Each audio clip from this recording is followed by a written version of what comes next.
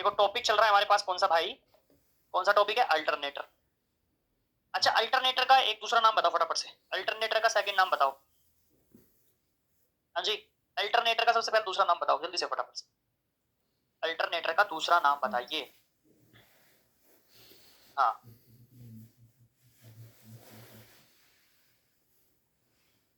क्या क्या सर, दो अल्टरनेटर को आपस में जोड़ने से एक बार सप्लाई देने के बाद वहाँ एनर्जी, मतलब एक बार सप्लाई देने के बाद, मतलब देखो सबसे पहले अल्टरनेटर करता क्या है ना।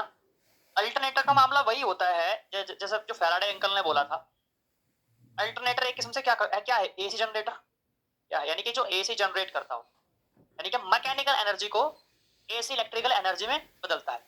मतलब ये क्या होता है, हम जनरेटर इस अल्टरनेटर को घुमाते हैं। अल्टरनेटर देखो, जो आपने देखा होगा आपके घरों में आसपास में भी देखा होगा, जनरेटर टाइप जिसको बोलते हैं, जनरेटर जनरेट करता है। उसमें दो पार्ट होते हैं, एक तो होता है क्या, एक पार्ट होता है इंजन का और एक होता है अल्टरनेटर, है ना। जो अल्टरनेटर की मैं बात कर रहा हूं, अल्टरनेटर दो पार्ट होंगे। ये जो इंजन है ना, वो इस अल्टरनेटर को क्या करता है मेरे भाई, घुमाता है, रनिंग करवाता है कि भाई तू घूम। अब ये अल्टरनेटर क्या करेगा, ये क्या जैसे जैसे घूमेगा, है ना।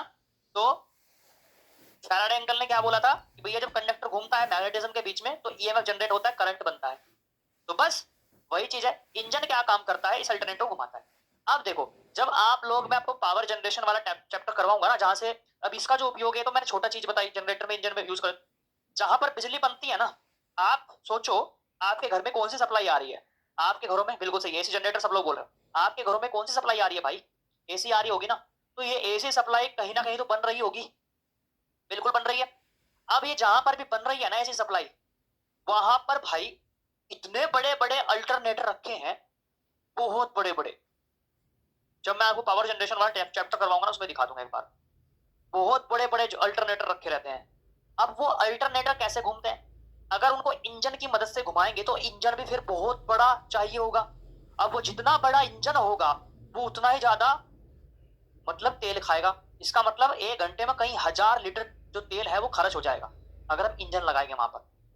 तो इससे आसान तरीका फिर हमने सुझाया, मतलब खोजा ये चीजें कि भैया अल्टरनेटर को, जो भाई छोटे मोटे अल्टरनेटर को तो नॉर्मली इंजन की वजह से घुमा लेते हैं, लेकिन जो बड़े, जो बिजली एक किस्म से बड़ी मात्रा में बिजली जनरेट करते हैं, जो आपके घरों में जो लाइट आती है, उसको हम घुमाते हैं, पानी के प्रेशर से घुमा देते हैं, भाप के प्रेशर से घुमा देते हैं। इसको हाइड्रो पावर प्लांट आपने देखा होगा, बांध बना करके रखते हैं, बांध बांध पानी रोक करके रखते हैं, पानी को रोकेंगे और फिर पानी को प्रेशर के साथ उस अल्टरनेटर के ऊपर छोड़ते हैं। मान लीजिए ये अल्टरनेटर है, यानी कि जो एसी जनरेटर है, मान लीजिए ये है हमारे पास अल्टरनेटर, ये स्थिर है इस प्रकार से, और ये है इसका आगे वाला पार्ट, और इस पर हम लगाकर रखते हैं ब्लेडें, इस प्रकार से ब्लेड लगी हुई है, ठीक है। अब मान लीजिए मेरे पास डैम है, पानी का डैम है, तो ये पानी को हम इसके ऊपर छोड़ते हैं, इन पत्तियों के ऊपर।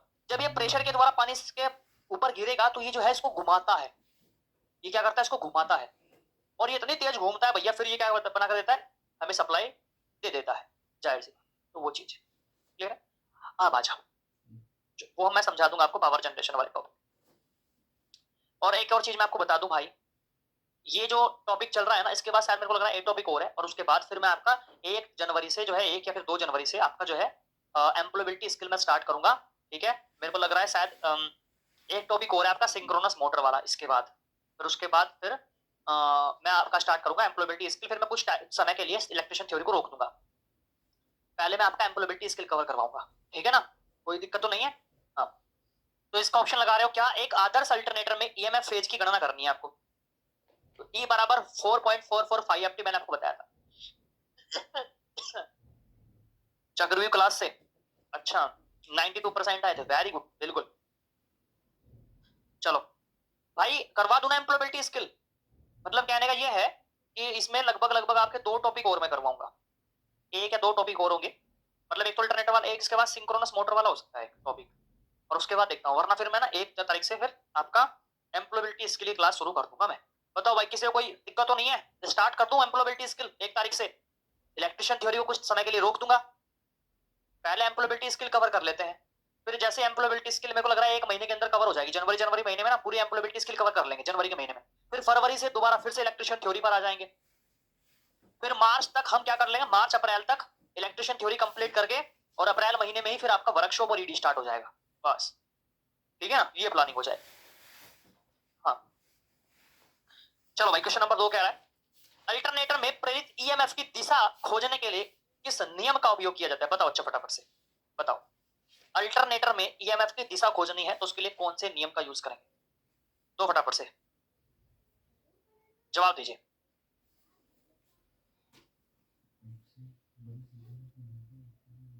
हाँ जी हाँ जी, बताओ बताओ बताओ फटाफट से आंसर दो। दो का डी ऑप्शन राइट है, कोई सी ऑप्शन कर रहा है, सी ऑप्शन भी आ रहे हैं और बी ऑप्शन भी आ रहे हैं। अच्छा बी भी है, और बताओ और बताओ और बताओ। मतलब सबके जो है अलग अलग आंसर इस सवाल में आ रहे हैं मेरे भाई। सी आंसर आ रहे हैं, कोई सी कर रहा है, कोई बी भी आ रहे हैं, किसी के ए ऑप्शन भी आ रहा है बिल्कुल। अच्छा ठीक है, तो फटाफट से दो आंसर। हाँ बिल्कुल बिल्कुल बिल्कुल बढ़िया कर रहे हो। अच्छा अच्छा,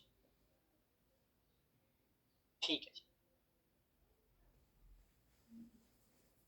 शायद मेरे को लग रहा है ना हमारे यहाँ ना उसकी दिक्कत हो चुकी है। कैमरा मेरे को लग रहा है ना हमारा जो वो है ना डाउन हो चुका है।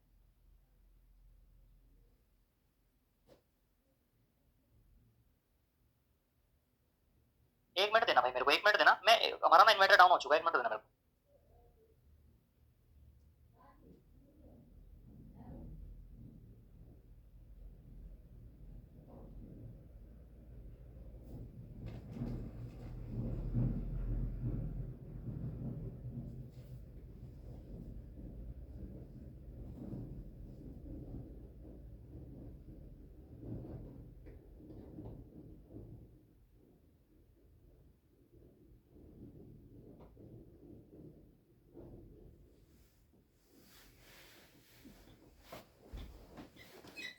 चलो भाई, अरे यार जो है ना जो लाइट है ना यहाँ पे, मतलब थोड़ा सा लाइट का इशू हो चुका है, लाइट नहीं आ रही है तो इस रीजन से मेरे को लग रहा है इन्वर्टर डाउन हो चुका है और धूप भी नहीं निकली है जो सोलर प्लेट काम करता। चलो फटाफट से कर लेते हैं, कब बीच में क्लास रुक जाए। देखो भाई, एक चीज का हमेशा ध्यान रखना गुरु जी, आप ऑप्शन कर रहे हैं बिल्कुल, इसकी बात कर रहा है अल्टरनेटर की, अल्टरनेटर की बात कर रहा है मेरे भाई ये, इसकी बात कर रहा है अल्टरनेटर। अब यहाँ पर एक चीज का हमेशा ध्यान रखो, अल्टरनेटर बोलते हैं एसी जनरेटर को। अब जहां पर भी जनरेटर का नाम आ जाएगा, मैंने आपको बताया जनरेटर के लिए हम फ्लेम के राइट हैंड रूल का यूज करते हैं। ऑप्शन नंबर डी आपका सही हो जाएगा, ऑप्शन नंबर डी आपका सही आंसर हो जाएगा। ये तो हो गया किसके लिए, यहाँ पर फ्लेमिंग का दाहिने हाथ का नियम यानी कि आपका राइट हैंड। अच्छा, कॉर्क स्क्रू अगर सवाल में आपको दे किसी धारावाही सीधे चालक के लिए, अगर किसी सीधे चालक की बात करें, कोई सीधा चालक तार है कोई, तो उसके लिए यूज होगा कॉर्क स्क्रू नियम। अगर बात करें सोलेनोइड के लिए, सोलेनोइड, अगर सोलेनोइड की बात करेगा तो दाहिने हाथ के हथेली के नियम का यूज हम करते हैं, पाम रूल का जिसको बोलते हैं, इसी को हेलिक्स का नियम भी बोला जाता है। और अगर बात करें बाएं हाथ के लिए नियम के लिए, तो इसमें यूज हम करते हैं मोटर का। तो ध्यान रखना, अगर सवाल में कंफर्म आपको देके रखेगा तो इस चीज का थोड़ा सा फोकस रखना, ठीक है ना। हाँ, अगर सवाल में देगा कि सीधे चालक में चुंबकीय क्षेत्र की दिशा निकालो तो कॉर्क स्क्रू, अगर बोलेगा सोलेनोइड के लिए तो सोलेनोइड के लिए जाएगा हमारे पास दाहिने हाथ के हथेली का नियम, फ्लेमिंग के बाएं हाथ के नियम का यूज हम करते हैं मोटर। क्लियर है मेरे भाई? चलो अगला सवाल। सवाल कह रहा है अगला कि भैया ये बताओ ये क्या है। तो आप ध्यान से देखोगे अल्टरनेटर के भाग का नाम क्या है, क्या ये स्टेटर है, क्या ये उत्तेजक है, साइलेंट पोल है, फिर स्मूथ सिलेंड्रिकल है? फटाफट से बताओ ये क्या है। तो आप बोलोगे सर जी ये हमें रोटर लग रहा है। क्या लग रहा है मेरे भाई? रोटर लग रहा है ना, बिल्कुल जवाब दो फटाफट से, क्या आंसर लगा रहे हो? क्या लग रहा है आपके पास? ये रोटर लग रहा है बिल्कुल। अब ये रोटर में भी कौन सा है, क्या ये सिलेंडर के टाइप का लग रहा है क्या आपको? ऐसा लंबा सा दिख रहा है क्या? लंबा सा तो नहीं है, तो उसका मतलब ये तो कट गया, बेलनाकार तो ये नहीं है, सिलेंड्रिकल टाइप तो नहीं है। ये क्या है मेरे पास? साइलेंट पोल, मुख्य पोल रोटर कहलाएगा। ऑप्शन क्या जाएगा? सी इज राइट आंसर। अगला सवाल, इसका जवाब दो फटाफट से, इसका फोड़ दो जल्दी से फटाफट से, इसका जवाब क्या? ये तो वही है ना, समीकरण ज्ञात कीजिए। 4.44 है ना, शायद लाइट आ चुकी है, शायद अब लाइट आ चुकी है। और एक मिनट देना मेरे को। चलो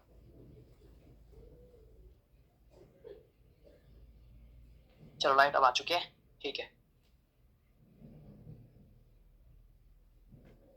एक मिनट, अगला सवाल, पांचवा नंबर, जवाब दो फटाफट से। हाँ जी भाई। अच्छा ये बताओ, आपके यहाँ धुंध वगैरह आ रही है क्या, फॉग जिसको बोलते हैं धुंध वगैरह? जैसे दिल्ली में भाई प्रदूषण का मामला बहुत भाई बहुत गंदा चल रहा है गुरु जी, बहुत बेकार चल रहा है भाई प्रदूषण वाला मामला है। भाई आपके यहाँ भी आ रहा है क्या धुंध वगैरह? हमारे यहाँ तो भाई बुरा हाल हो रहा है धुंध का बिल्कुल। और हालांकि हमारा जो है ना यहाँ पे पड़ता है हरिद्वार साइड में है, तो ज्यादा दिल्ली ज्यादा दूर भी नहीं है, तो उस रीजन से ऊंध सर्दी एक नंबर की हो रही है। चलो, सवाल कह रहा है कि अल्टरनेटर को कैसे रेटेड किया जाता है, अल्टरनेटर की जो रेटिंग है वो किसमें निकालते हैं? बिल्कुल सही है, ऑप्शन नंबर 1 केवीए में निकालते हैं, इसमें निकालते हैं केवीए में। अगला सवाल, अल्टरनेटर में प्रतिशत वोल्टेज वी नियमन ज्ञात करने के लिए फॉर्मूला क्या होता है? तो V F L minus V N L upon V F L multiply 100। बताओ फटाफट से क्या होना चाहिए answer? V N L minus V F L upon में वी एन एल। जल्दी से आंसर दे दो फटाफट से। आप ऑप्शन क्या लगाओगे? या फिर V N L minus V F L upon में वी एफ एल। तो देखो, बटे में हमेशा ध्यान रखना प्रतिशत वोल्टेज की गणना करने का जो फॉर्मूला होता है अल्टरनेटर में, तो जो फुल लोड होता है वो लास्ट में नीचे आता है। एन एन एल का मतलब होता है नो लोड, एफ एल का मतलब होता है फुल लोड। तो ये ऑप्शन जाएगा बी के साथ, V N L minus V F L upon में वी एफ एल। बी जाना चाहिए, बी ऑप्शन। ठीक है, चलो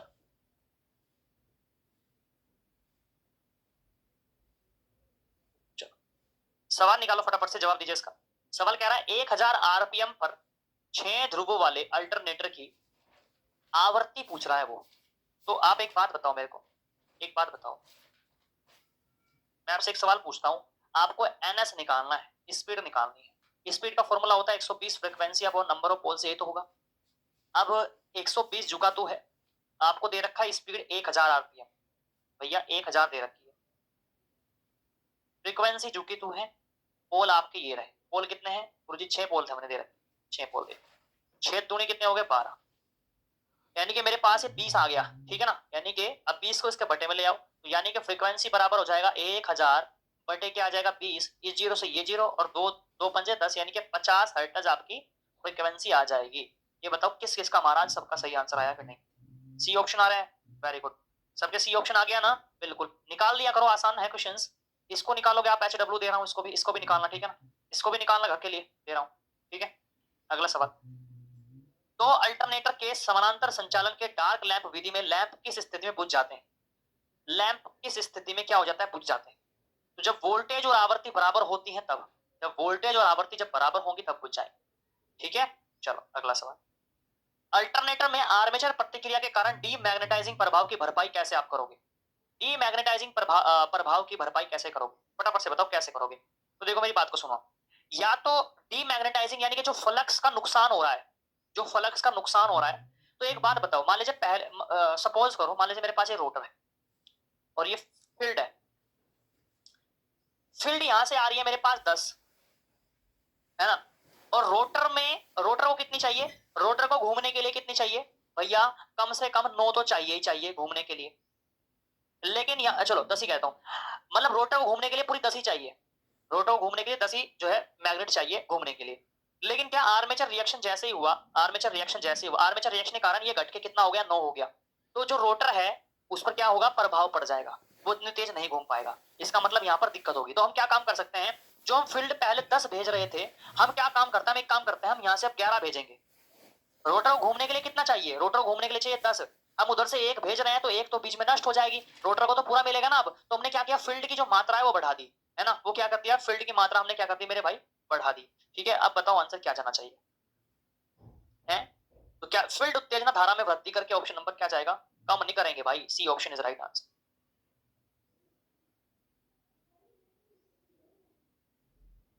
ठीक है।